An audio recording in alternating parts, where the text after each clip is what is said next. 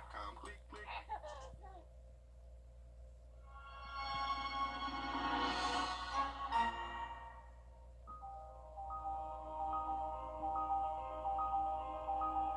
Help us feed hungry children.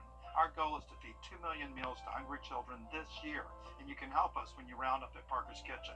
We're going to match 25% of your donation. Live from Augusta, you're watching News 1226 this morning. A peek ahead into your morning. Hear what officials hope to do about homelessness in Aiken, and get a look inside the nation's high school athletic associations as calls grow for more transparency. All that and more in just a moment. But first, here's a live look outside of our station this morning. Still waiting on that sunrise for us to come up. But good morning. I'm Wrdw. We're so glad that you're joining us this morning. And man, if you saw that view over our parking lot there, that was the short little run I made into the door this morning, as it was still very cold outside. Got your 30-yard dash in today, huh? Yeah, it always feels that way around this time of year.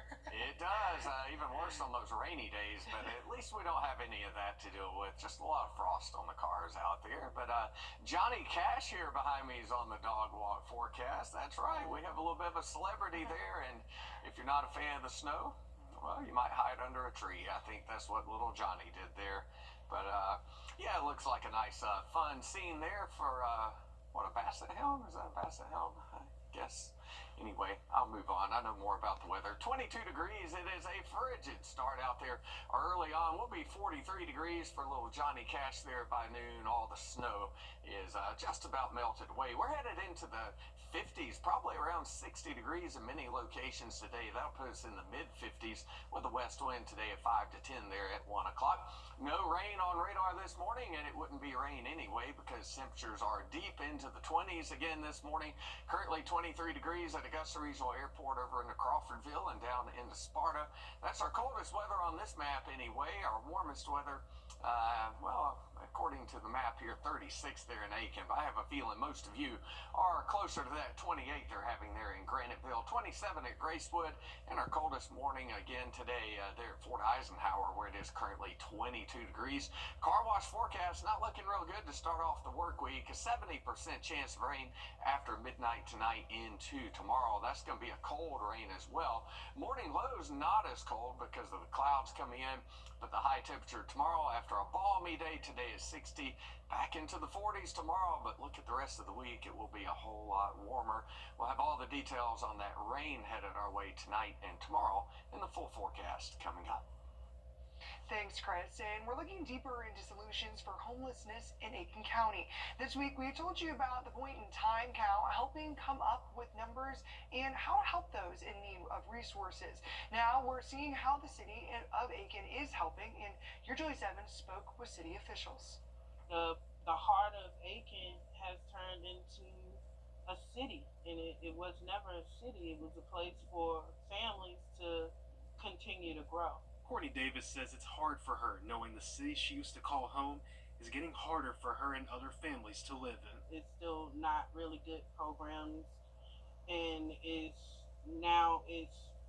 heavily populated here, and everything is going up more than you're getting paid. Point in time volunteers are on the ground bringing resources to those insecure, while also helping to get a better picture of Aiken's rising homeless population. We can't turn a blind eye anymore, and it's blatantly in front of us, head on, and you see it every corner pretty much. Aiken City Manager says bringing more options for affordable housing starts with reevaluating zoning ordinances. City Council is in the early stages of potentially amending an ordinance to allow emergency transitional tiny homes. He says there are more factors that come into play for tackling the issue that they need to keep a priority. Providing housing that is affordable for those individuals, an adequate housing stock, necessary treatment for those that have conditions that require treatment, whether it's drug and alcohol, mental health. Meanwhile, Davis says she needs the city's future plans to reflect sooner rather than later for the better of her community. If you come out here and you look at these streets where it used to be life, and now there's no life. Most people are walking around in the cold. Houses are abandoned.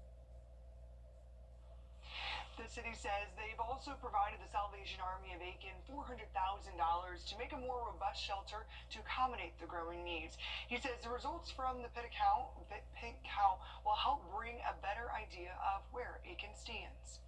And the Augusta rugby team, known as the Augusta Mad Dogs, hosted their opponents from Hilton Head yesterday, but they had more on their mind than just winning.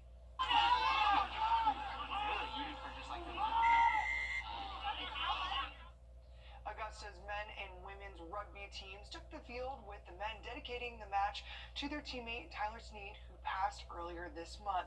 We caught up with both the president and vice president and what it means to them to play without one of their own. So rugby's a real brotherhood. It's like a fraternity, and really hurts to lose one of our own. Tyler Snead, way too young, great guy, played with the club. Really hurts to lose him, but we're dedicating this win for him today. I think the best part of this sport is the community and the family that we build. So this sport is based on the principle of respect and brotherhood. And even though we're out here competing against each other, at the end of the day, we always make sure to host the other team that we're playing, feed them, give them some beer, and make sure we all celebrate and have a great time. It's a hooligan sport played by gentlemen. Anyone interested is welcome to join the team, and the club has both a men's and women's teams. Their next match is next Saturday, February 1st at 1. They practice on Tuesdays and Thursdays at 6:30 at 100 Wood Street in Augusta. And the Burke County Sheriff's Office joined the city of Waynesboro yesterday to honor Dr. King's legacy and dedication to public service. The MLK parade through downtown lasted about an hour and is the latest display in the CSRA honoring the civil rights leader. Now, the cold start out there early on this morning, but there are warmer temperatures on the way for the week ahead, and a chance of rain returns late tonight to start the work week. We'll have all the details on your forecast when we come back. This is Kathy. By the afternoon, but still cloudy and cool in the wake of that rain with a high near 49. But the rest of the week looking nice, breezy and cool. Tuesday, 61. The warmest day of the week arrives on Wednesday with highs in the upper 60s. Thanks, Chris. And across America, high school athletic associations are the gatekeepers of guidelines for young athletes. They wield an enormous amount of power and have the ability to strip away championship titles and dismantle high school sports careers for students and coaches. Our national investigative team found defying those decisions usually requires a trip to court and a lawyer on your side. Here's Chris Nakamoto.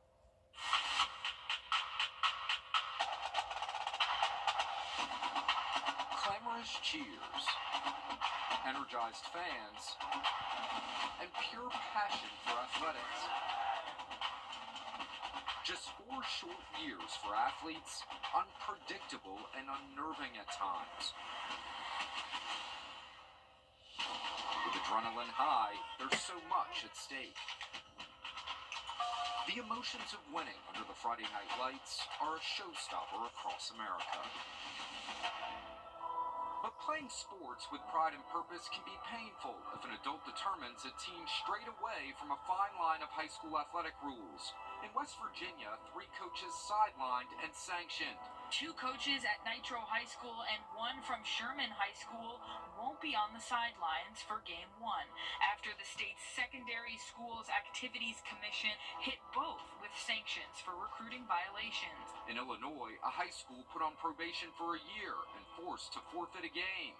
Well, major shakeup coming to the Nick 10 football standings tonight, with Hananiga having to forfeit their Week 3 win over Harlem due to an eligibility issue with one of their starters. And in Alabama, a high school forced to forfeit 5 wins, losing a spot in the playoffs.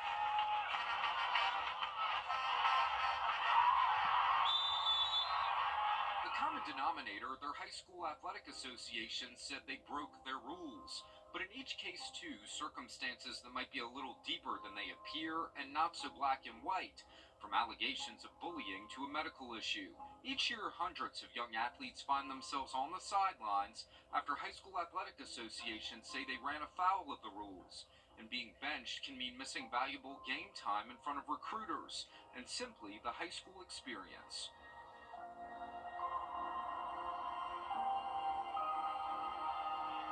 Dr. Carissa Niehoff is the CEO of the National Federation of High School Athletic Associations. Her organization writes the rules for 18 interscholastic sports. When transfers are driven for athletic purposes, we have now lost student-athlete identity. And it now becomes athlete, oh, and by the way, their students will figure that out. So the transfer rules that are in place for state associations are there to protect the academic growth of a student. It's an out-of-body experience where everything you've worked for that whole season with that group of kids, you can just tell the moment it clicks. And that's pretty cool. It's really cool. In fact, it's bringing goosebumps to my arms right now. But those are the moments that's why you coach. Kevin Hannon coached high school baseball for more than 2 decades in a rural portion of northern Indiana. I'm most proud of the fact that, I see former players today and they'll still say, hey, coach. And, that's pretty important. That's a pretty valuable role to me. He echoes Dr. Niehoff's sentiments about transfers and is vehemently opposed to them except for rare circumstances. He supports the rules so students can't go school shopping for winning teams. But Indiana recently agreed to study a proposal for a one-time free transfer for high school athletes. So you're changing your child's dynamic because you don't like the baseball coach at the school you're at. I just think that's maybe that's a rash decision. Investigate TV's analysis of state athletic associations' rules show that in most states, the association's executive director is the sole arbiter of which transfers are legitimate. Depending on the state, the sit-out time can last for as long as a year. It is one of the most contentious issues in high school sports, with parents saying it should be their choice where their child attends school. Outside of a judge overturning a decision made by a high school athletic association in court, there's not much that can be done when there's a bad call. That's because our national investigative team found these state athletic associations wield unfettered power, serving as judge, jury, and investigators for high school sports.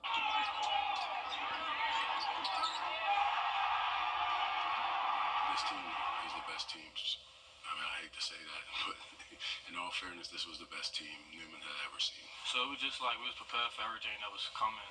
No one knows this harsh reality better than Isidore Newman's basketball team in New Orleans, which was stripped of its state titles, and Newman's coach suspended days before winter break last year over alleged recruiting violations. What a Christmas present. Lawyers say the school in Livingston had scant details about the decision that was made behind closed doors, and no way to dispute the allegations. So Coach Livingston hired lawyers Gibby Andry and Adam Johnson. Oh, and by the way, kids, every game that y'all were part of for the last 3 years, well, or longer than that, but at least 2 championships before, they're all losses now. You went from being a winner to now you're a loser. Weeks later, a judge temporarily overturned the Athletic Association's decision, restoring Newman's wins and Livingston as coach, while the court process continues. What needs to change is they need oversight. This is what happens when you have no oversight at all. You get constitutional violations. You get just acting without any concern for any consequence. The most difficult thing is that not just the coaches, it's the kids that are taking a brunt. During questioning in court, the director of the Louisiana High School Athletic Association admitted to violating its own policies by not giving Livingston or school leaders an opportunity to respond. No due process when they claim the school violated recruiting rules. You violated your own rules, though, correct? Yes, sir, Eddie Bonine, head of the LHSAA, responded. In another extraordinary admission, Executive Director Eddie Bonine admitted the decision was made based on illegible notes. The purported allegations, half of which cannot be read by the accused, cannot be read and understood. Can we agree on that? Yes, sir, Bonine replied. The fact that you're able to say those things in a row, and that all of that is true and legible in a transcript is insane to me that we've gotten this far. Associations around the country are responsible for enforcing guidelines for high school athletics in all 50 states and Washington, D.C. Our review of bylaws nationwide showed that few of the high school athletic associations are public entities. The rest are private or nonprofit organizations with little to no accountability to the public, even though they oversee public school sports. Do you think a private entity has any business regulating public schools or public institutions? I don't think that unchecked they should have that right, and that's what exists now. The bylaws in at least half the states do not explicitly grant schools, students, or coaches due process before decisions are made. We uncovered the protocols in Louisiana are not unique, causing some states like North Carolina to claw back some power from their athletic association. Appeals are sent to the State Board of Education, which has overturned several decisions made by the High School Athletic Association since lawmakers increased oversight there in 2021. And even though the state now has more say, it doesn't give much public information about its cases, citing federal privacy laws. North Carolina is an outlier. The majority of state athletic associations operate with no state accountability. It's a little fiefdom that they have where they have no oversight. They do not check and balance themselves, so someone else has to. From Louisiana to Indiana, we brought the Newman example to the CEO of the National Federation of High School Athletic Associations. That wouldn't feel good to the school. That would be dropping something in their lap. That certainly wouldn't feel good, especially if they were unaware. So I would encourage state associations as appropriate and to be respectful of the membership agreements with their schools. She says the rules that are written by the NFHA are essentially a rubric that high schools follow for game rules. They choose their own governing policies. And while some applaud the rules and say they're there for a reason, others want legislative oversight in all 50 states to rein in some of the rigid rules and decisions. You've lost your way. You're there for the kids. You're there to make sure that they can become the best that they can be as players, as teammates, as students. And so what you should be doing is figuring out how they can play versus priding yourself on figuring out how they can't.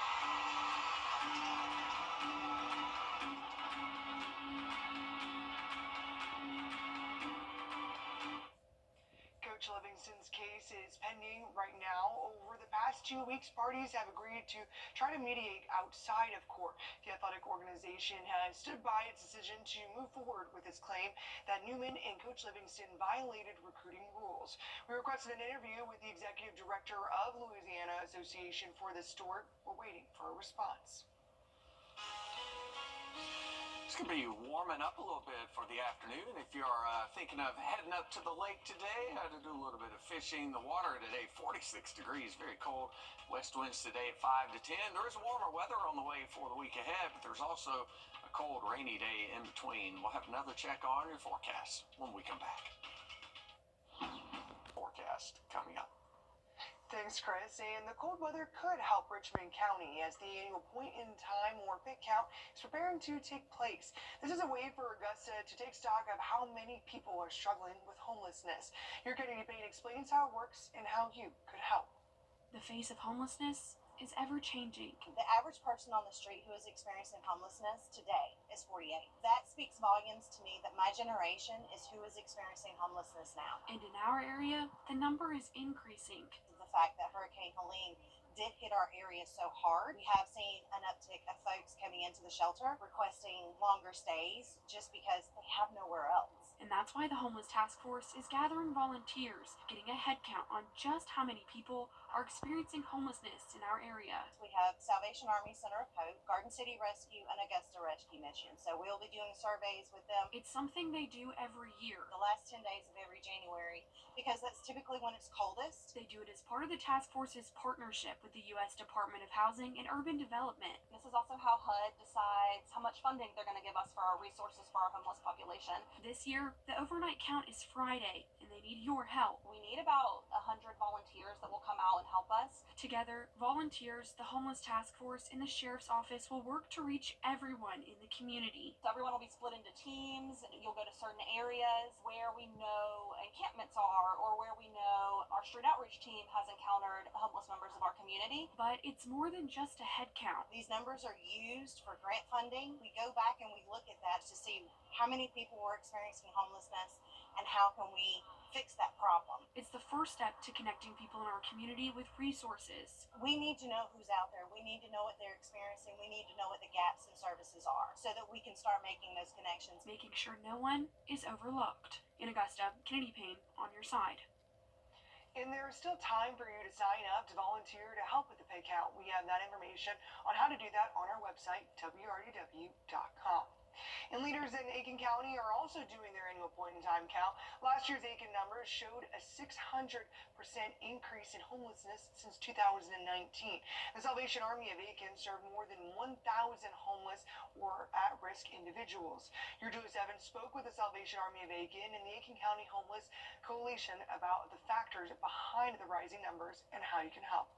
Homelessness is on the rise in Aiken County. Leaders say it's a growing issue they hope the annual point-in-time count will shed more light on. We're finding that we're getting more, and a lot of them are not from out of state. They are from Aiken County. The annual survey is a partnership between the U.S. Department of Urban Development to better understand where communities stand on homelessness. Leaders with the Aiken County Homeless Coalition say they hope the count reveals the real issues of the lack of resources for people in the area. We need more shelters. We need transitional housing is what we need. Some of these people, they are wanting jobs. They don't want to be sleeping in the woods, but they just don't have any help to get them there. The Salvation Army of Aiken says the need for better infrastructure for people displaced has never been more evident until now, with freezing temperatures overnight. We've added multiple emergency beds at our facility on Park Avenue. But even when that hit capacity, we then opened up our main office facility. We have definitely seen an upward trend in people not only seeking assistance, people that are wanting a different way of life. So the Salvation Army is still here to help. Organizers with the pig count say this is more than just a head count. They hope the results will bring more federal funding to help address the needs in the community. It'll show that we have a need here and we need another shelter.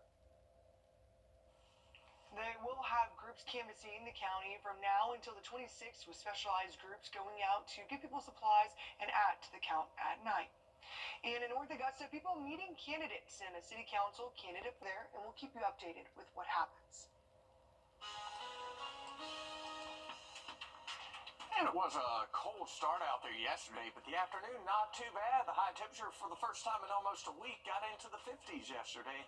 Official high in Augusta 54, but the average is 60.